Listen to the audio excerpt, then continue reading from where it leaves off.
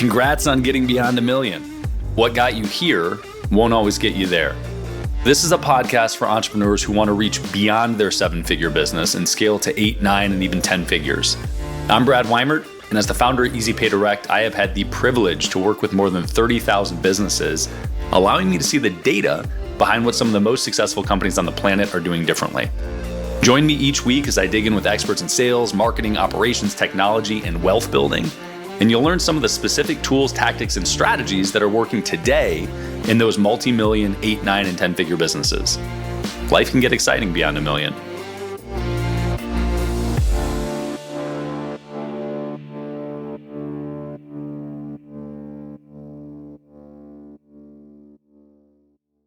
Purpose is the best of what you have to help others. It's the highest and best use of what you can offer to people. Because if you do that, that's where you're going to be the most fulfilled.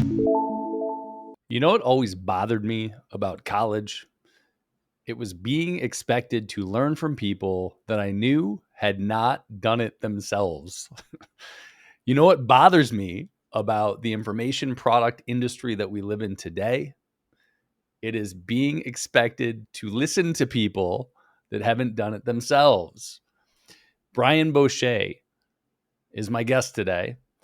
We talk about all sorts of things, but namely how he builds people that are already experts into experts in their space.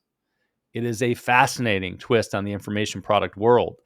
Beyond that, it is driven through the lens of making money and finding a purpose and filling that purpose through that process. I love that part of it.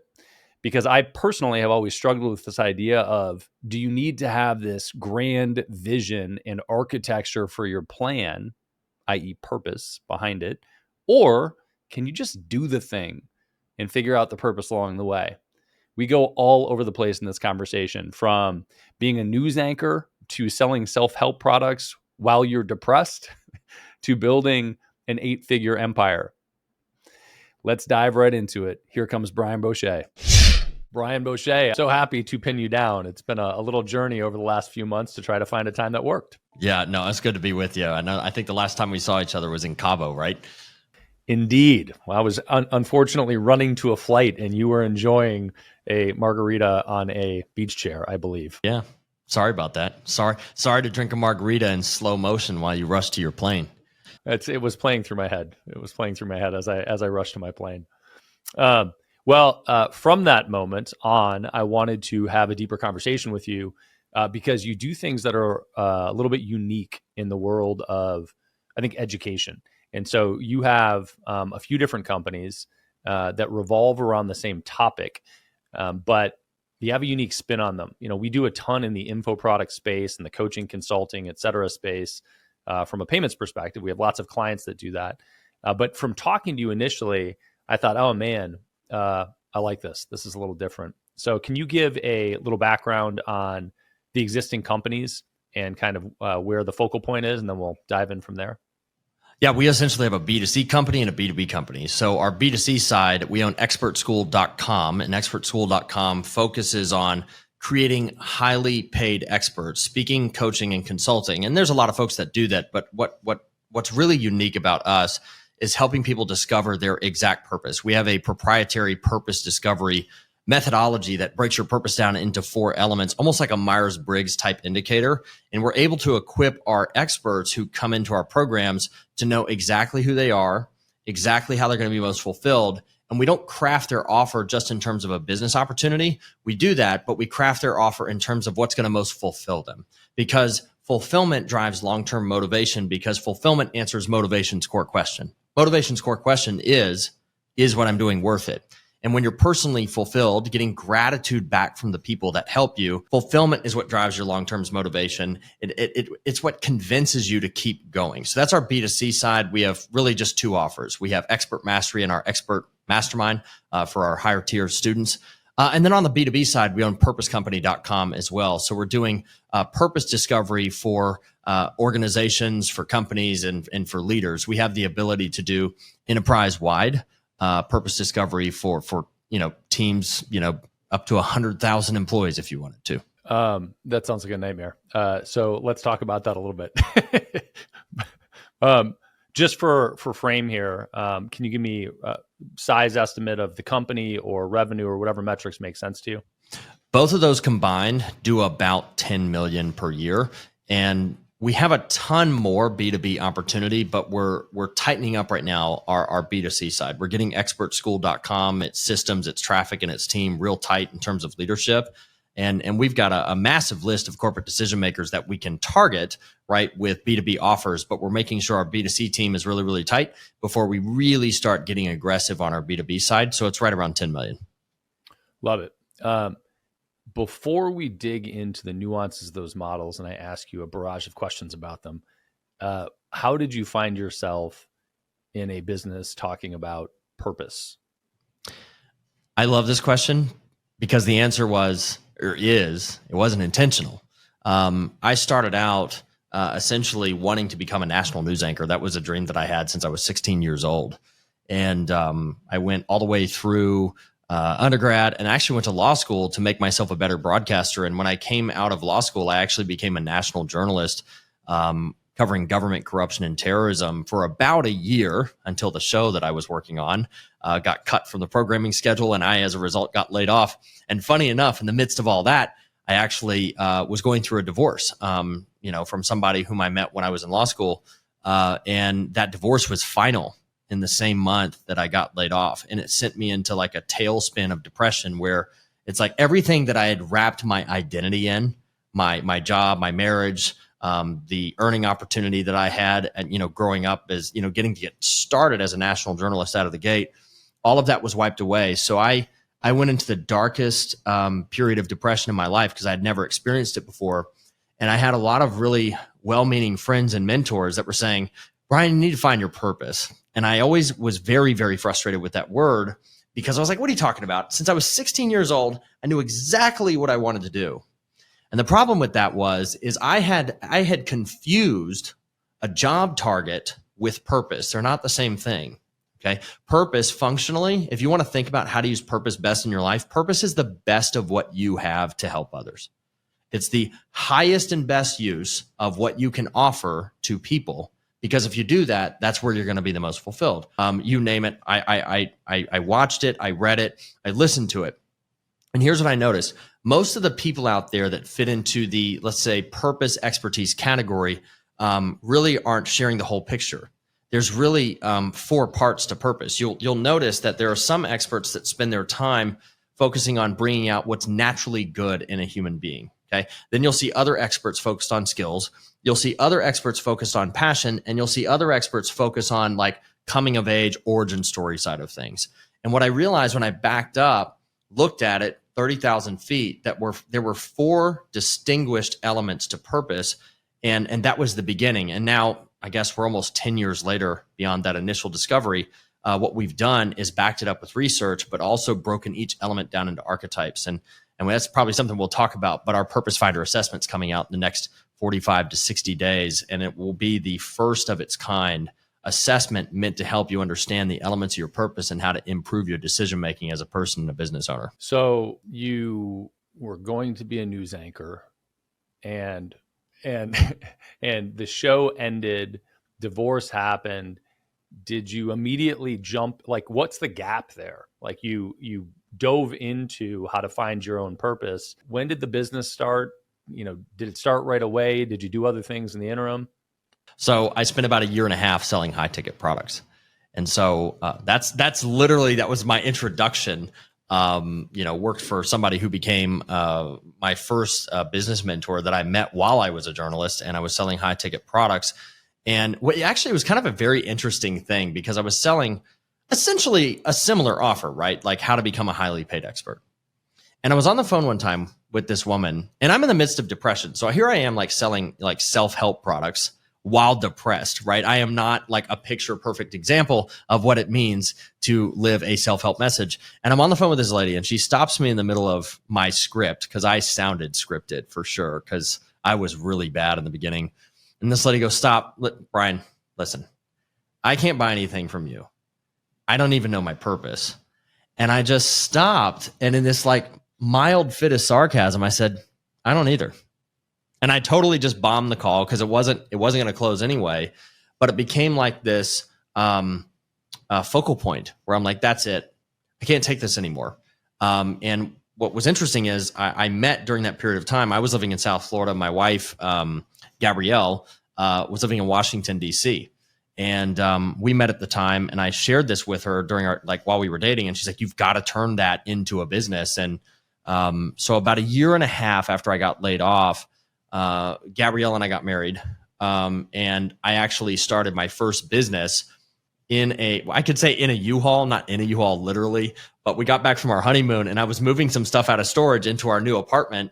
And I was doing sales calls for my first info product on the road while Gabrielle was driving the U-Haul. I was doing it in the U-Haul cab. I was selling essentially courses on how to start as a self-published author.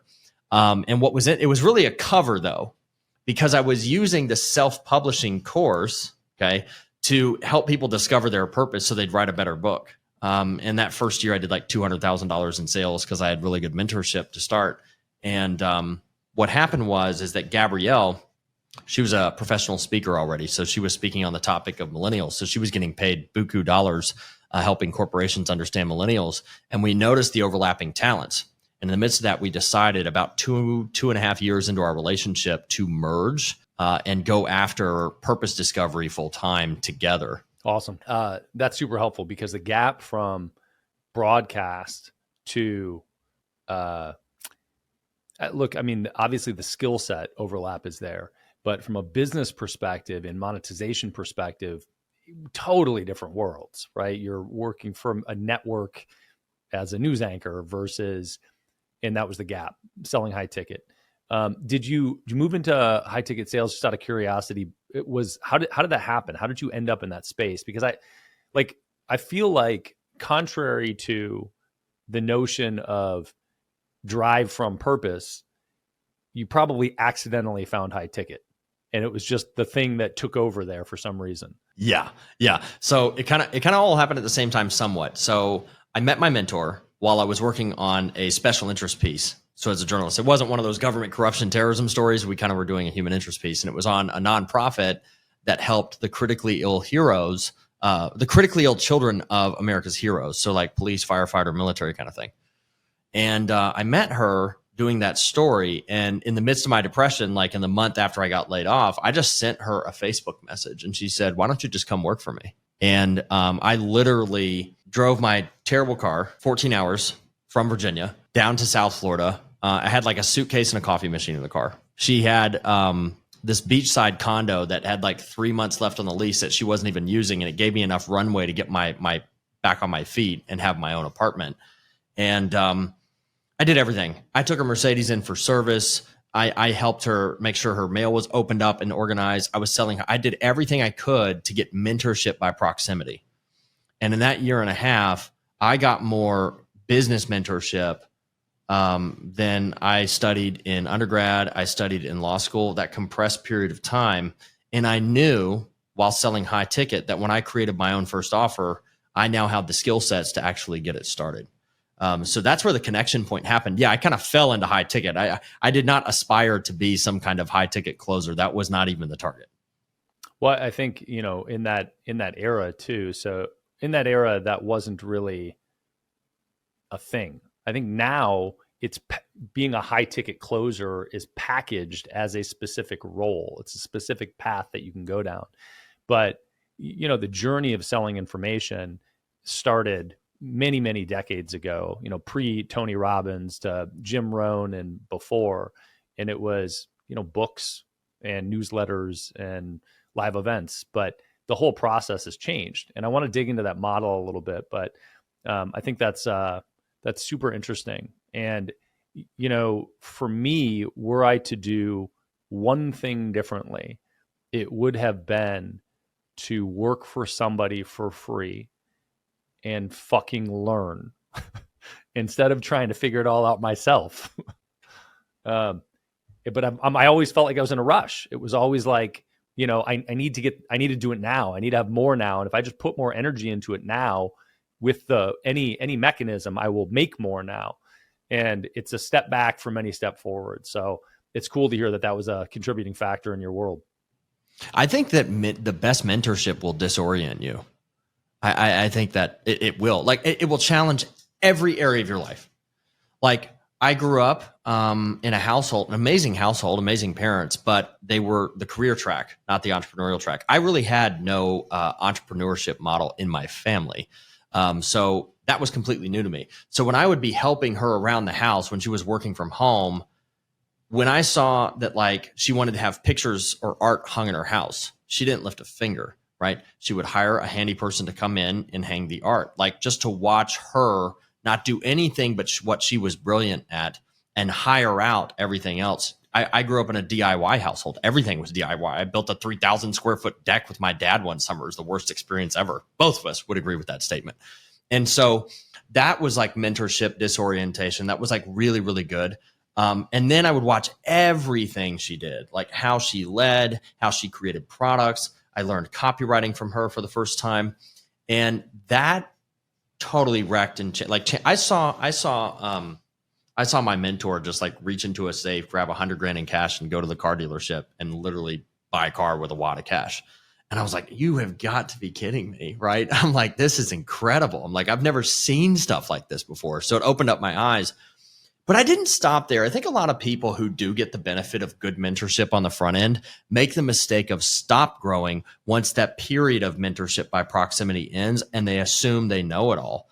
The best lesson I've ever learned is I walk into every learning opportunity as if I know nothing, even if I know something. For example, let's say I have spent millions of dollars in Facebook ads and I ran them myself. When I go into a new learning experience, I assume I haven't. I open my ears to a much broader conversation than my own personal bias would typically allow. And so, that kind of mentorship, the disorientation mentorship that challenges, I mean, it's like when you go to a mastermind, like you join a mastermind for the first time, and let's say this mastermind, you're on the lower part of the totem pole and everybody's more successful than you. And the very first mastermind event you go to, it's like drinking through a fire hose. You're like, your head hurts. Everything in your current paradigms are breaking and you're being challenged on every front. That's what I equate it to. I think that's the best kind of mentorship. Yeah, I agree. And I also think that when you are in an environment, one of the most common mistakes new entrepreneurs make is that they get into environments where people are playing at a higher level and they pretend that they are also at that higher level. And the irony is that nobody likes that. And the people at the higher level just want to get away from that person. And all they need to do is own their ignorance and say, I don't know. And the higher level will adopt them and say, I'll tell you. You were with me. You were at the mastermind, at the Cabo mastermind we were talking about at the beginning. Tom Bilyeu spoke at that mastermind. And he said, I am okay with being embarrassed, being stupid, because I embarrassed myself all the way to a $35 million house. And pretending like you've got it. Look, I think it's a pastor who says it. I think his name's Pastor Craig Rochelle, says, a lie believed to be true will affect your life as if it were true. So when you place yourself under delusions, you will continue to operate as if that's your reality. So if your company's, if you walk into one of those masterminds and and you feel like you have to like engage in some puffery, no, I'm really doing this revenue when I'm doing this. If you keep saying that, you'll start believing and acting like you are, get yourself in debt, be irresponsible with your money, not build your fundamentals correctly, poorly lead your team, and it becomes a house of cards. But it was based on something you believed. And even though it was false, it affected your life as if it were true. And I think that being okay with being ignorant or not knowing something opens you up to the not only the breadth of learning, but the depth of learning on many subjects. Yeah, I couldn't agree more. And I think it's, words are very powerful and you have to be very careful about what you say, not only to others, but what you say to yourself. And that's a slippery slope. I get reminded periodically of this is a common narrative, but of the reality that if you took your internal narrative and spoke it out loud, people would think you were crazy. Like the number of times that you reiterate something to yourself that's infrequently it's a negative loop. People would think you were crazy. And you have to be really careful of that because nobody hears it, so nobody can call you out. I love that. Okay, so I like this. Let's talk about the business and kind of the launch of the business. I want to talk about purpose a little bit too, but you didn't know. So you had an intersection with your now wife where you decided to go all in on purpose. Did you feel like you had a purpose before you got to that point? I did, like all the way up to like I got to be a national journalist. And then this idea that purpose is a specific job, when I got laid off from my dream job, that idea that purpose was my job died. And a good example of that would be if for your whole life, for example, you wanted to be an NFL football player and then you make it to the NFL, but after one season you get cut. Does that mean you don't have a purpose? No. It means you need to gather the best of what you got from that experience and package it into something new that you can offer entrepreneurially or in a new career. That's what it means. So I had a misaligned understanding of what purpose really was. And when I came to the conclusion that was the best of what I have to help others, it gives such redemption value to the seasons in your life and business that you thought were bad or failures. Because it means every time I come out of a trough moment, come out of the bottom, I can say, yeah, no, it's okay. Because now I get to package the best of these lessons for the next season of my growth. So when you think of purpose as the best of what you have to help others, it's the best reframe for even when you experience those really, really depressed moments. Yeah, I like that frame a lot. I guess, where my head was or where I'm going with that is a lot of, you segmented it into four different categories, but a lot of people, they're kind of two different camps. There's a group of entrepreneurs that rant about finding your purpose and it's sort of like mission value alignment and it has to be perfect in order to move forward. And that's what it's all about. And then there are others that just say, fuck it, just fucking go. Like, what are you doing? Just do things. Where does this fit on that spectrum? Do you have to have your purpose to build a business? Can you find your purpose through building a business? No, I don't. So no, I don't think you have to know the best of what you have to help others to start a business. I think you'll start a more successful business that is more fulfilling to you if you do. Or if you're already in a business, getting more clear on the best of what you have to help others will help you realign your position. Here's an example. Let's say you take a tech founder who is also the CEO. So he founds the company. He's the CEO of the company.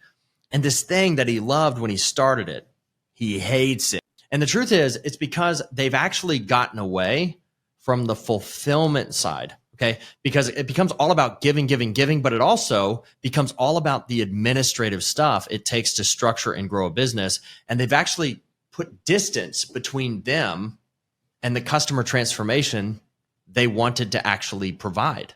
You see, fulfillment is the result of helping others with your purpose, and human beings receive fulfillment in three primary ways. The first one is gratitude from the people that you help. The second one is getting the opportunity to observe the people that you help and their transformation.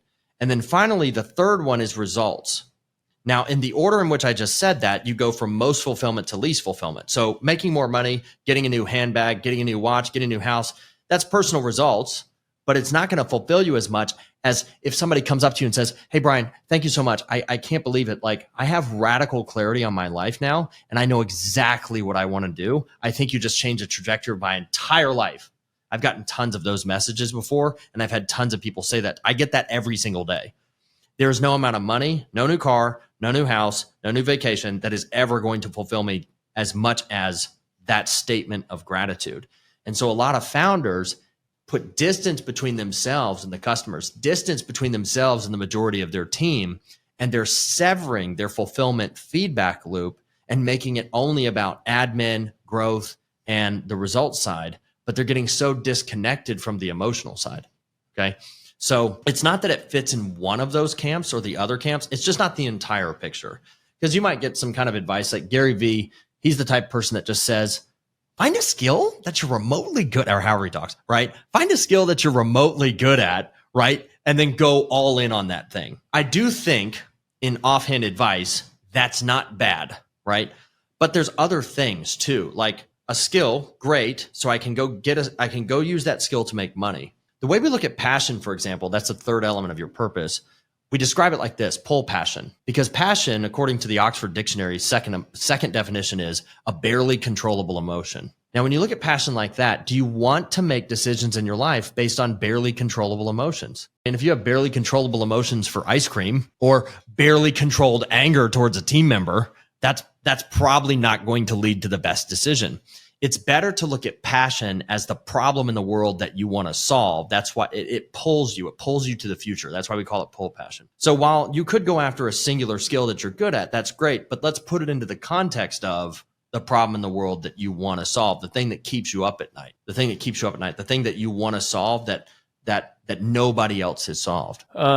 There's a lot there. A ton. There's more. And we were talking about this actually before we hit the record button, but the reality that as you grow, specifically as an entrepreneur, as you grow a company, your role as the CEO changes. And so when you go from, 0 to 100 grand to $1 million to 5 to 10 to 50 to 100, et cetera, the responsibilities of you as a CEO change, and the company that demands it, the entity that you've created, the beast that you've created, demands it. So through this lens of purpose, how do you do that? What's your suggestion for growth through that path? Do you, accept a reality that for a period of time, you have to do something that isn't in direct alignment for the future good? Or do you never do those things and try to delegate all of them? No, it's impossible to delegate everything in the beginning, especially if you have no money in the beginning, right? We all start DIY if we start from zero. I could go really deep and break that down into all four elements. But if I were to give a quick piece of advice, it looks like this: always respect your brilliance. So for example, if I have developed the best methodology for somebody to discover their exact purpose, experience fulfillment, and then leverage that as a decision-making tool, if that's my brilliance, it's no matter what role I play as the CEO or what positions I have to play to help grow it initially, is to never abandon that brilliance. Because if I get all the way to the top of a 100-person organization that has a B2B operation and a B2C operation, the true brilliance that I have to offer to the world is the precise discovery of purpose and leveraging it as a decision-making tool. So my goal is actually to, over time, as I get more leverage and I create more profit, I can fire myself from all the things that are not directly connected to that. And so, of course, I think there's a law as immutable as gravity. It is breakthrough requires sacrifice. It's actually connected to this idea of motivation. I think the only question you have to answer with motivation is what I'm doing worth it? Because breakthrough requires sacrifice. So if you have determined in your subconscious mind or your conscious mind that what you're doing is not worth it, then you will not be motivated, because you need to be able to overcome sacrifice. So in the beginning, we sit in every single position, right? We're doing the sales, we're doing the marketing, we're creating the product, we're building the systems, we're doing all those things. But ultimately, I want my obsessive focus on the product and customer experience around the precise discovery of purpose and fire myself from everything else. And so in the beginning, the sacrifice is usually on the traffic side, the system side, the hiring, the team side. No, I don't love those things. That's not my first love. I love people. I love leading people, but I don't like all that stuff the most. And so the quick piece of advice is you should always be operating in your brilliance, whether your company is just starting and you're shooting for your first 100 grand or your company's doing $100 million. Never, ever, ever delegate that brilliance, because that's the stuff that's going to fulfill you the most when you see it create transformation in others' lives. So holding that simultaneous to the reality that breakthrough requires sacrifice. Yeah, exactly. Yep. I love that frame. And I think it's most important. You know what? I was going to say, I think it's most important for the people that think that they have to be living in this blissful state of, passion all the time. And that's not fair. That's just because that's the antithesis of my reality. Do you see my under eyes today? This is not normal. This wasn't bliss that created these under eyes today. Okay. This was a lot of work over the last week that created that.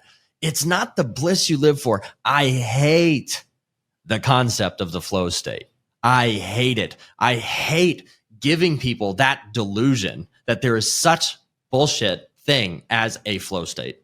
It's not a thing. It's not a thing, because there are days where you wake up and you're not in flow state, but you still need to get up and lead your team.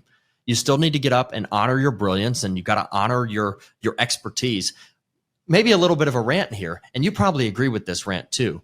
What is the appeal typically to get into the high ticket industry and sell info products? Laptop lifestyle, make a lot of money, passive income. But the reality of doing it well and serving people is not laptop lifestyle. It's not passive. What about this space is passive? That is such crap, right? Even the most automated funnels are not passive income. Okay. It's such crap. And I think what it does, though, is it creates a lot of coaches and experts that actually hurt people. They hurt people because they're not obsessed with customer experience. In fact, you'll look at their daily calendar and you'll see that they devote no time to the betterment of the customer experience and to the increase of their expertise. It's all about making more money, building the system stronger, and all that stuff. And that's great. Got to do that. But you can't neglect the thing that makes the most difference in people's lives. And if you neglect that thing anyway, you're actually starving yourself of fulfillment. Okay, rant over. I just started to go down a rant about the info product space and where we sometimes mess up in terms of targets.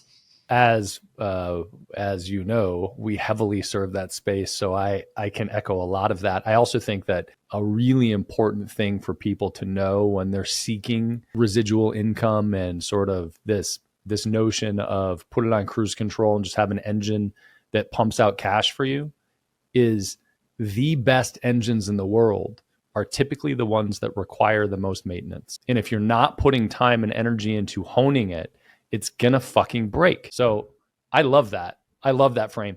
The client experience is everything. Like, it is the value, and you can't provide the best experience if you're not continuing to educate yourself and stay on top of your game. And I see that in info routinely, where people fall out of their area of expertise.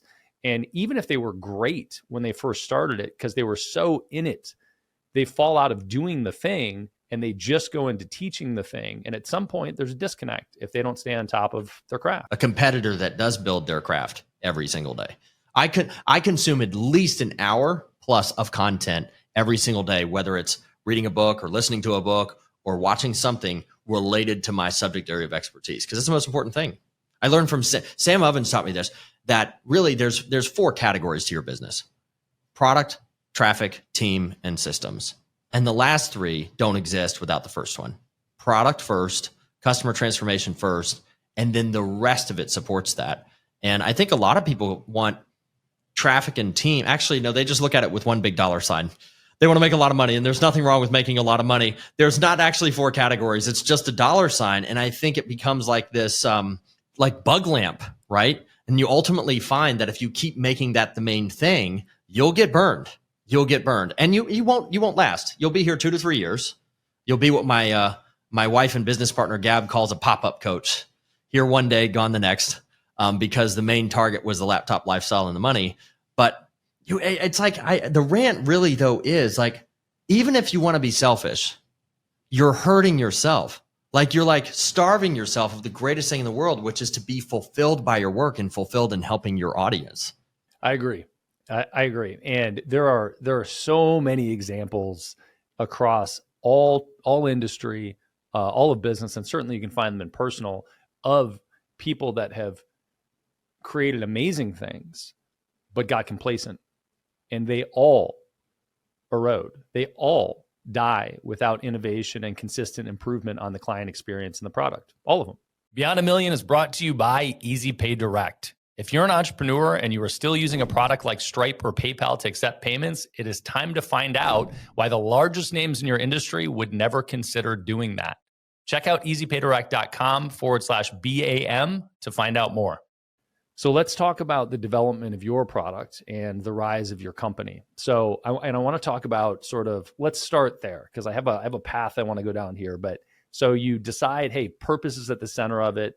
You and your wife are going to jump on it and do it together. What's the beginning of that, and what's year one look like, from a product creation and revenue standpoint, and how did it grow from there? So here's how this started. So when we first got married, I had my own info product teaching people how to become self-published authors, and it did pretty good. It did 200,000 in its first year. The second year was like $250,000. There was a lot I needed to learn, right? Gabrielle was already speaking successfully as a speaker on Millennials, and I was getting kind of tired of the self-publishing thing because that wasn't like what I loved. I loved the helping people discover their exact purpose, and I kept telling Gab throughout that process, I said, Gab, purpose discovery has an ROI for B2B. She's like, no, it doesn't. No, it doesn't. No, like companies aren't going to buy that. Okay. Companies aren't going to buy that. And she would say this, by the way, she would totally say this. I'm not like dogging her. So anyway, I said, you know what? Why don't we merge? Why don't we help companies, help individuals merge, both speak, all of that. And I remember the first time we tried this out, a major grocery store chain brought us into the executive HR suite to do a 2-day executive brief. And Gabrielle and I were both speaking. And then in the midst of Gabrielle speaking, she wanted to take a break. And she's like, Brian, take over. Right. And I'm like, oh, perfect opportunity. Gabrielle leaves the room. Okay. And I said, hey, guys, I know we were going to talk about the thing on the PowerPoint, but we're actually not going to talk about that. We're going to talk about purpose. And I went down a line of teaching on the subject of origin story, which is the moment or series of moments that most shaped your perspective and decision-making in your developmental years. And a whole bunch of people in the room actually ended up crying, going through their childhood moments that most shaped their perspective. Okay. Gabrielle actually came back into the room as they were all crying. And as a result, at the end of this 2-day onsite, this team was closer, more respectful of each other, and already jiving better together as a team. And they were literally saying, we've got to have you back. We've got to have you back. And Gabrielle's like, okay, you were right. Okay. So we start working together, and we weren't even going to get into the high ticket info product space initially, because we were making 40 to 70 grand a month speaking and training. Okay. So we basically no overhead, I would imagine. No, I had one person helping us book engagements, and we weren't even using a speakers bureau. We were doing it ourselves, generating all of our own leads. No paid marketing, nothing. Anyway, COVID hits, right? Which seems to be the kind of go-to story for everybody. How COVID changed their business, right? This is a fun line of questioning. COVID hits and all speaking disappears, all of it. In fact, in 3 days, I got phone calls representing $250,000 in speaking fees wanting to cancel. And I was like, oh, this is real. So that happens. And we were already coaching executives and VIP types on purpose discovery, doing kind of executive coaching. I would have 4 to 6 clients at a time. And Gab and I were like, well, you know what? I guess it's time to go all in on that. And right at the beginning of COVID in March 2020, we launched, and we were $1 million per year company within about a year and a half. As a result of selling our high ticket product. Awesome. And you refer to that as B2C, but I imagine you're largely targeting entrepreneurs for that, right? So our target actually isn't entrepreneurs, not intentionally. We target corporate professionals, leaders, and executives. So who we're targeting is high income, financially qualified, but incredibly unfulfilled. So we're looking for the high earning, unfulfilled professionals who want to package their expertise as a speaker, coach, or consultant. So if you're hearing this, we're actually not going towards the space that most people are going, the audience that most people go after. I'm looking for the highly unfulfilled corporate professional. This ended up being a feat of genius that wasn't intentionally genius. Okay. So because now our email list is actually full of corporate decision makers. And we intended to help unfulfilled corporate professionals. Okay. And then sorry, I recall this now. This is all coming back to me, and I'm going to blame the tequila, because while I was going to the airport. Are you blaming my tequila, or are you blaming your tequila? Blaming my tequila. As I was going to the airport and not participating in your margarita, I had my own ahead of time. But this is the unique thing. And I think for people that are selling information and education, you just said it, which is that was the unique shift on it. You're targeting a different market, and it changes it from being a sort of business opportunity pitch to, and as you would say, a purpose-driven pitch. But you're already targeting performers. And so it's not a question of, are you capable, or am I capable, the buyer, of making money doing something? It's, let me shift and align and leverage my current expertise to do so. But they are actually experts in some capacity because they're high earners in some space. They've got 5, 7, 10, 15, 20 years of experience in their space. So that's taken care of. They're financially qualified. So that solves the purchasing power problem. And they're unfulfilled, which means they have massive pain. So they're pretty motivated. And then we also have, there's really an ego play too. If you want to be a speaker, write a book, or be a consultant, you have a little bit of ego. And people spend an enormous amount of resources on things that satisfy their ego. In classic marketing, right? Don't fight human nature. I'm not here to manipulate that. I'm here to leverage that to help you be better. Like, if you want to be a speaker, if you want to be a consultant, if you want to be a coach, if you want to write a book and you're an unfulfilled corporate professional, I can solve the fulfillment problem. You can go out and leverage the best of your skill sets, but not have to do it under the tutelage of a bad boss or something like that. So I think that's the opportunity. I call it having a unique selling proposition and a unique selling position. Unique selling proposition is, we can show you exactly what your purpose is, so you know when you make money, you'll also be fulfilled. And a unique selling position, meaning most of the info product space is targeting not my audience. They're not targeting the unfulfilled corporate executive, leader, professional. And I think that gives us a good advantage. But what ended up being funny is that as we started thinking about B2B, I mean, what's the likelihood that every single person on my email list is going to become a entrepreneurial expert, like their own business? No, the majority of them will not. They're all sitting at companies whose people desperately need to know their purpose. And so we're actually, like I said, tactically, we actually are holding back B2B. I've got millions and millions of dollars sitting on our customer list of people who could bring us into their companies to do purpose discovery and for their people at scale. So, okay, I want to talk about this from, and I think this will all tie together, but talk about this purely from a business perspective for you. So you start, and this is what I heard so far, is you start because your wife is already speaking to these audiences. So this is a logical door into big companies or some companies because they're hiring a speaker, right? So it makes sense that you would be in that space in the beginning. But as you get going through COVID, speaking dries up, and you say, hey, we're going to target these people to teach them to become experts in their space and create a business model around it. At that point, why not just keep going down that path? Why go back into the corporate side of things? Because the corporate world is just fundamentally, first of all, your USP is different in the corporate world. And second, it's a totally different beast to navigate, right? Selling high ticket and having that business model running, it's a different business model than dealing with, Fortune 1000s or 5000s or whatever. Why are you doing both? Because I hate when people don't know their purpose. And I hate it. I can't, I'm serious. It's like, I guess I'm putting on the hero cape here. No. I really hate it. John Maxwell says this. He says that, leadership is influence and everything rises and falls on leadership. Caveat though, everything rises and falls on a leader first knowing who he or she is. If a leader that clearly knows their purpose is a secure, non-micromanaging leader who is more of a coach than a boss. A leader who does not know their purpose is the opposite of those things, not ideal for leading their people. So the way I look at it, if I can go help the leaders of these Fortune 50, Fortune 100 companies lead their people better, know their purpose, and help their people find their purpose, not for the point of leaving. No, because purpose, if you know the best of what you have to offer, you know how to operate in your best in your position and experience fulfillment. And if a company's big enough and you're not in the right position, you can move to a position where you will be more fulfilled.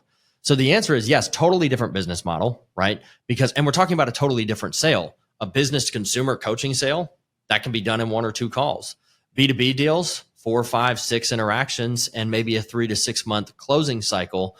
But the deal values are much, much bigger. But for me, the majority of people aren't entrepreneurs. The majority of people are in a career. And the only way I can help people who are in their careers optimize their career if they never leave the career world is to help leaders help them find their purpose. And that really is the motivation behind it. Is I've seen many companies totally turn around, even if they're as big as a cruise ship, because one leader in the organization, maybe the CEO, discovered his or her purpose. I like this. So the through line obviously is your desire to help people with purpose, and the fundamentals of the product sound like they're the same, but they're packaged differently. Yeah, they are packaged. They are packaged differently. You think about creating, and I think that the lesson for anybody that's I'd say first and foremost established with one client experience, with one journey, with a focal point that's interesting. The lesson here is that you're tapping, and there's direct connection with you. And you mentioned you've got this huge list that you can leverage right now, but you opened up a totally new market with the same product concept and repositioned what you had. How did you think about redesigning that product? It's interesting because in our book, The Purpose Factor, is where we kind of like have all of this, the beginnings of this intellectual property that turned into info products and all of that. When we wrote that book, we wanted a corporate executive and a stay-at-home parent to be able to read it and use it. So it was a purpose discovery process that was meant for either one of those audiences, like on two different spectrums. And the way that we looked at it for companies is, we help people monetize their expertise on the consumer side.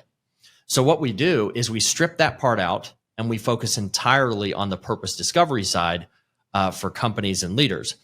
Now, do most companies bring us in for purpose discovery? No.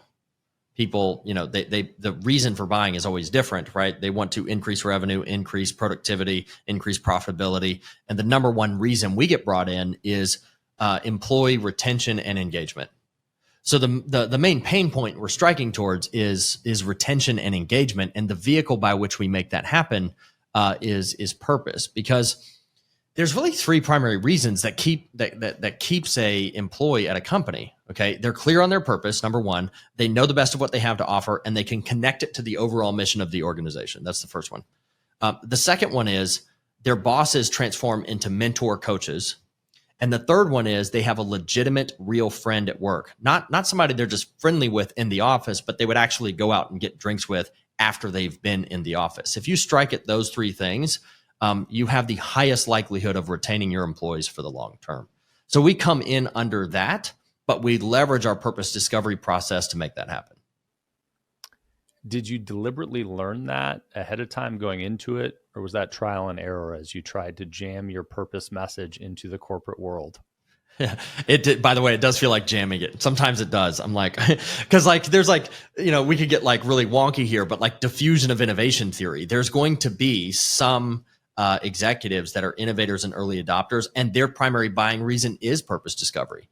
And then there's going to be the early majority and late majority types that they don't give a crap about purpose, but they do care about retention and engagement. And so we can massage the sale depending on what type of buyer. If we have an innovator early adopter, we can talk about purpose all day long and they'll go, oh my gosh, you got to come into our company. But if it's one of those late adopter types and they're like the work is work and personal life is personal life, and we're only here to make money and that's it, and that's all I care about, then we focus on how it affects profit, retention, and engagement, and we come in under that. That's how we ram it down a company's throat, if you will. Yes. And did you figure that out after, pitching or doing this 5, 10, 15, 100 times? Yeah. Learn it pretty quick because one of the primary objections you get when you're selling corporations on purpose discovery. Wait. I can't have my people discover their purpose. They're going to quit. They'll quit. Funny enough. Yeah, no, it's the number one objection. It really is the number one objection. Here's the thing. Most people don't want to quit. Most people like certainty, even if it's miserable certainty. Okay. So if I can take the position you're in so you can keep your certainty and teach you how to be more fulfilled in that position, you are actually more likely to stay at that company than go to another company, because most people don't want to rock the boat. They prefer the certainty, even if the certainty is miserable, but we can remove the miserable part and create certainty, but also create fulfillment at the same time. So, and there's actually tons of studies on it, actually. I can't quote them all off the top of my head, but there's tons of studies that show if employees feel that their individual purpose and mission is connected to the overall company's mission and purpose, they're actually more likely to stay, not leave. Yeah, I mean, that completely tracks with me. I routinely, inside the walls of Easy Pay Direct, talk about hiring and firing based on values and KPIs. And the value alignment, the KPI thing speaks for itself. I think you're either doing your job or you're not. You're either performing or you're not. But the value alignment is so important. And as a leader, it's really important for me to be dialed into whether or not figuring out on the front end, whether or not that new person is going to fit with the purpose of the company, the values of the company, where we're going. And it's not my job to get them to fit with the values or purpose of the company. It's to find the people whose values already fit with what we're doing. Yeah, that's the ideal, right? You want to hire for it, right? I've gotten to know a really great author over the last couple of years a little bit. His name's Dr. Henry Cloud. He wrote a really great book, Boundaries. He's a clinical psychologist, sold a very successful set of practices to a private equity firm. And now he's essentially working with big companies on the subject of leadership, executive coach, you name it. And he talks about how culture requires two things, okay? Culture and performance. A great corporate culture has culture and performance. Now, performance is what you're talking about. It's the KPIs. The culture, actually, he said, is psychological safety, because people who perceive their environment to be safe will actually take more risks to create better solutions to the problem. So when you engage in like fear and politics, you're actually pushing down innovation. I would add one more thing. It's important for us as leaders to create psychologically safe environments, but it's also important for us to teach our people to be resilient. So you got to meet it both ways. I am psychologically safe as a leader, and I teach my people to be more resilient. And the combination of those two things also can help produce an increase in KPIs, an increase in performance, because they need both. An individual needs both. If you're not performing well in your job, if you're not posting numbers, especially if you're in sales, if you're not making money, you're not going to be fulfilled, right? Because, results is part of the fulfillment feedback loop. But if you also feel like your boss is breathing down your neck, it's a fear-based organization, and your boss hasn't taught you how to be resilient in the position, this erodes what we can do. Would an analogy there or a synonym to resilient be the ability to work through failure or the acceptance of failure in the organization? Yes. The answer is absolutely yes to that. We have to teach people how to handle those things, because, if you look at it, I think culturally we're in a place where we're really, really focused on the psychological safety, sometimes almost to an extreme. But we're not teaching resilience. We're starving people of the things that are going to make them strong mentally, strong emotionally, strong performers at work. And it's being the coach. Like, as a leader, my job is to be a coach and a mentor. Okay. And and for me, what that means is I've got to teach them, when they're at the absolute bottom of their performance, help them juice out of that trough moment the best lessons possible to not experience the same exact thing next time. That's teaching them to be resilient. But it's also, too, a great leader will take off his or her armor first before they expect their team to do the same thing. So I can teach all day about resilience and do my best to create psychological safety. But if I never show the times in which I struggle with those things or talk about those things, then they see me as this guy sitting on a pedestal that seems to have never experienced any setbacks or trough moments. And then I'm telling them to be resilient and push through. So it's really important for me to be vulnerable in a lot of ways to show them that whatever low they've been to, I've been there too, or probably even lower if I'm running a company. But Brian, how could I possibly do that when I never make any mistakes? Oh, well, yeah, you probably don't. Brad, you probably don't. I make a lot of mistakes, but Brad, you probably don't make any mistakes. Jokes. So, yeah, that all makes sense. And I think, the first part of that in my head, and maybe you think about this differently, but is creating a culture where it's okay to make mistakes.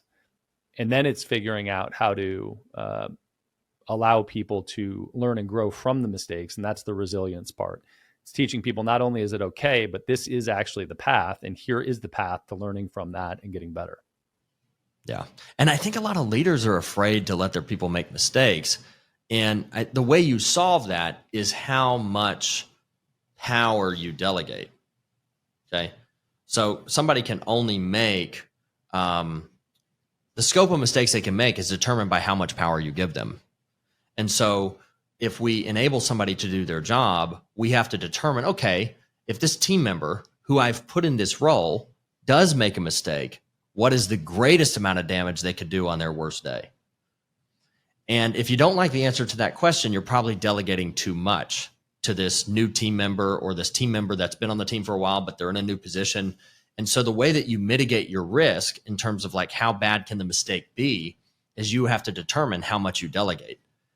So if you delegate a little, you give them like bumpers in the bowling lanes. Then you delegate some more and you pull down the bumpers in the bowling lanes. And we start to see them prosper and grow.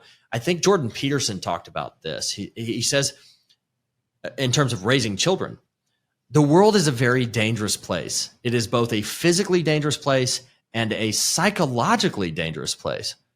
So I don't bubble wrap my kid to prepare them for a psychologically and physically dangerous world.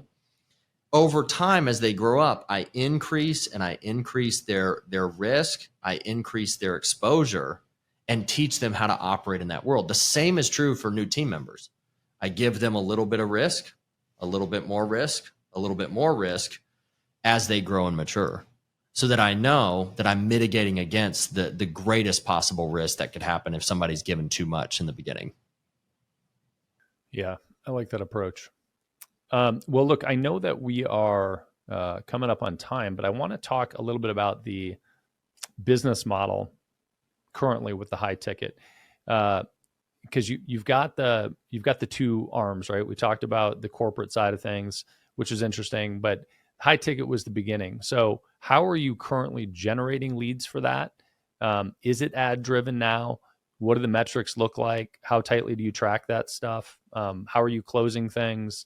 What does that funnel look like? Yeah, super tight. It's primarily ad driven, but one of the big targets that we have over the next 12 to 18 months is we're going to be very, very, very aggressive on personal brand. So we'll be introducing a lot more organic into that mix. And so it's VSL driven. Classic funnel, right? Ad, VSL, book an appointment. And then of course we have a setting team and an outbound team that helps us optimize that funnel even beyond what automated bookings we get.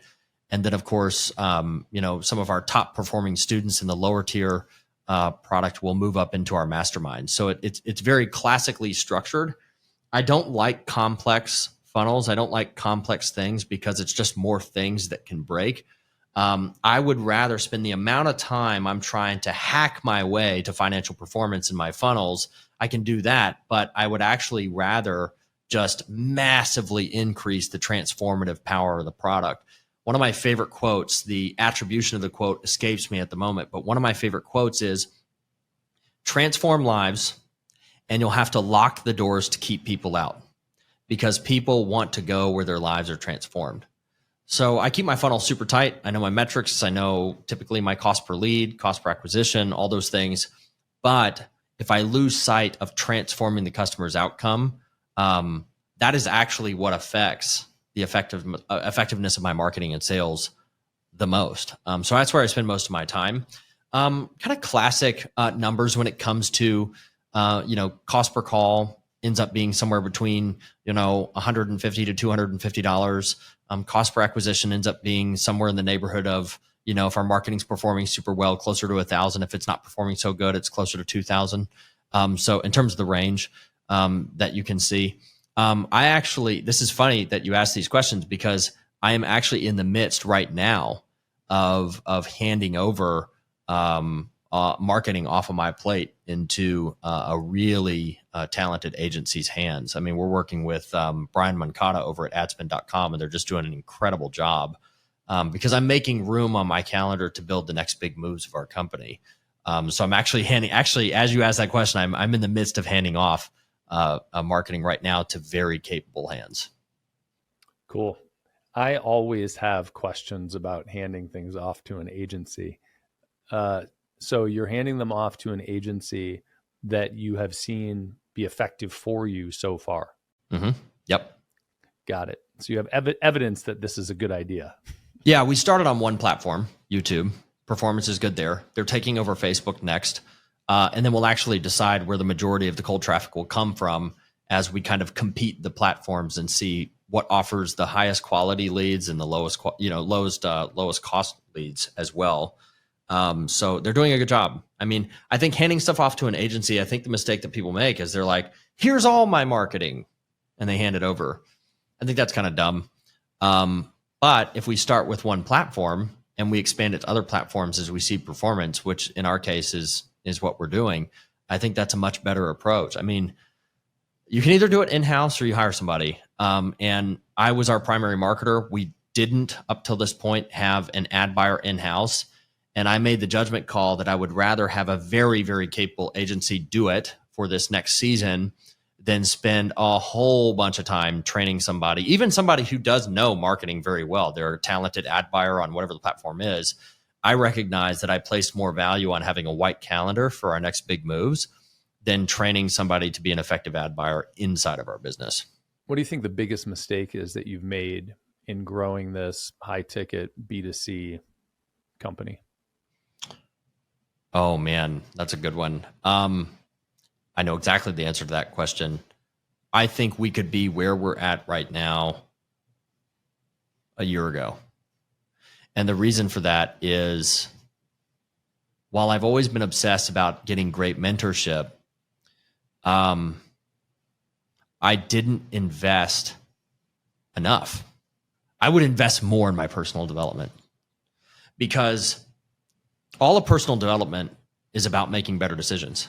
If you think about it, if I buy a real estate course, it's because I want to buy the right properties out of the gate, not take a bath. And why is that? Because all of personal development is about making better decisions, because making better decisions compresses time. And so what I would do in the past is I would invest in some learning experience that would teach me some new skill for my business. And I'd kind of ride that wave out for 3, 6, 9 months, stupidly enough. And then I'd buy my next learning experience. And what I realized is I needed to have no gaps between the learning experiences. And I just needed to learn, work, and not have these periods of coasting between my learning experiences. So anytime a period of time concludes on a learning experience, I'm immediately investing in the next one. And that's what's compressing time. So my biggest mistake, we've never not been profitable. We've never lost money on ads. All kinds of great performance in our past. However, that might actually be evidence we have been too careful.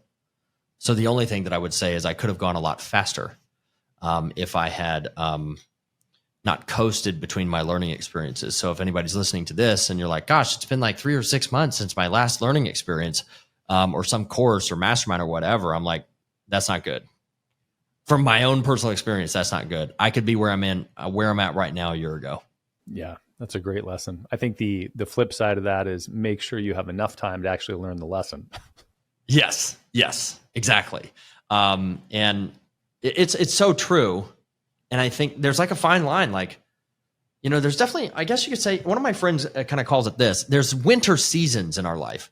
Like there are seasons where life kind of sucks a little bit and business is just okay or not great. And those are seasons in which we're gathering lessons and wisdom and perspective to when we get into the spring and we get into the summer. If I could keep using these seasons, analogies, we're going to be much better prepared to attack those things. So always stopping to document the lessons, because sometimes another mistake you could make when investing in learning and improving your skill set is you fail to fully juice out every lesson you've learned to date before you get into your next venture and actually doing an inventory on that. Yeah, definitely. And I also think that, I think maybe said another way, it's very common to go after a shiny object when what you have in your hand still has a lot left to give you.